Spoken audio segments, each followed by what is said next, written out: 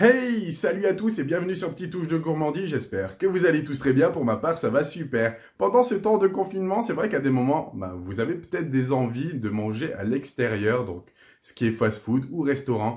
Et c'est vrai que moi j'ai eu une envie de tacos et tout est fermé. Et c'est vrai qu'au moment de ce confinement, c'est vrai que ce serait dommage de sortir juste pour un tacos et essayer de mettre la vie d'autres personnes en danger et même mettre la sienne. Donc tout simplement, passons tout de suite à la réalisation de ce tacos maison.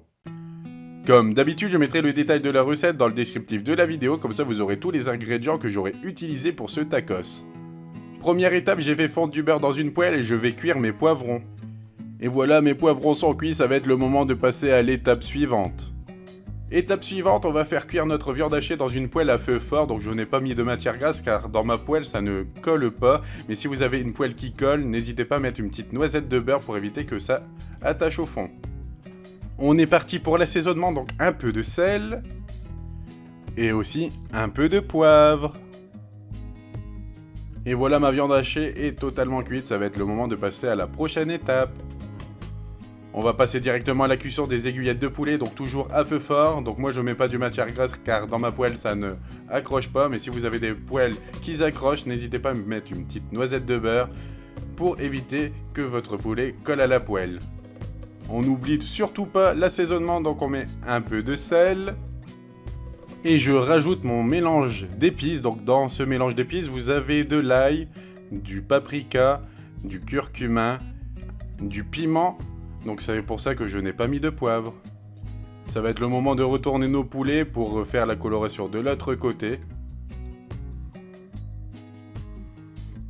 Après avoir retourné les aiguillettes de poulet, ça va être le moment de remettre notre mélange à épices de l'autre face, comme ça permettra d'en avoir partout. La cuisson des aiguillettes est terminée, ils ont une belle couleur, ça sent extrêmement bon, ça donne trop envie déjà de goûter un petit poulet.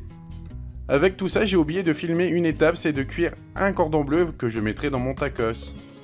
Après avoir fini la garniture des tacos, ça va être le moment de passer à la sauce fromagère. Donc j'ai essayé de faire plusieurs recettes et j'ai trouvé que celle-là me plaisait plus que les autres que j'ai essayé. Donc j'ai mis de la crème dans une casserole. Après avoir mis la crème dans la casserole, ça va être le moment de mettre les tostinettes à croque-monsieur dedans. Donc c'est avec les tostinettes que je trouve qu'on se rapproche plus du goût des tacos qu'on a l'habitude de prendre au fast-food. Tout ça à feu fort et on mélange jusqu'à temps qu'on obtient la consistance d'une sauce. Comme vous pouvez le voir, les tostinettes commencent à fondre dans la crème. Les tostinettes sont totalement fondues et on continue à mélanger jusqu'à temps qu'on obtient la consistance d'une sauce. Comme vous pouvez le voir, la sauce est en ébullition et en même temps on voit plus en plus les traces du fouet dans la sauce. Donc ça veut dire que la sauce est bien nappante, on a la consistance voulue, donc ça va être le moment d'arrêter le feu. Ça va être le moment de faire le montage du tacos, donc ça va faire la taille XL que vous avez l'habitude d'aller dans les fast-food.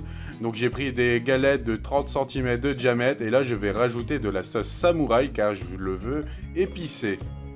Après avoir mis la sauce samouraï, ça va être le moment de mettre la viande hachée sur les galettes.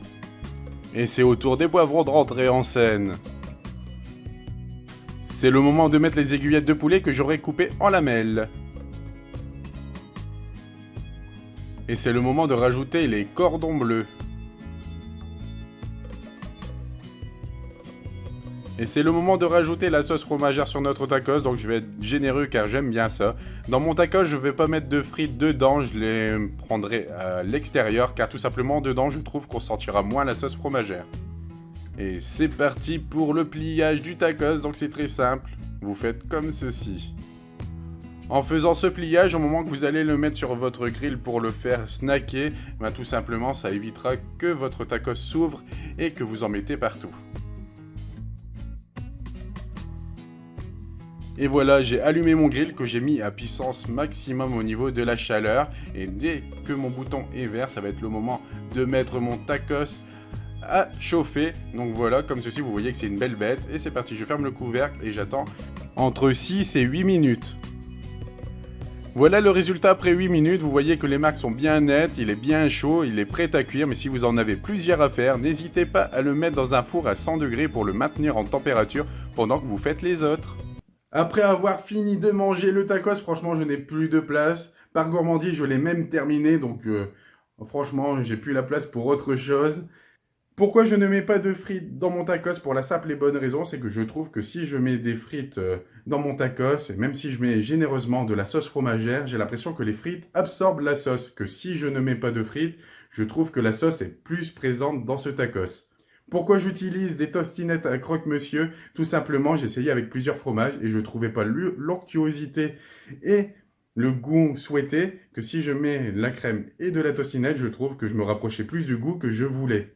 On arrive à la fin de cette recette, j'espère que cette vidéo vous aura plu, n'hésitez pas à liker, commenter et partager cette vidéo, ça me ferait vraiment plaisir. Si tu n'es pas abonné à la chaîne, n'hésite pas à le faire et activer la cloche de notification, comme ça tu ne louperas plus aucune de mes prochaines vidéos.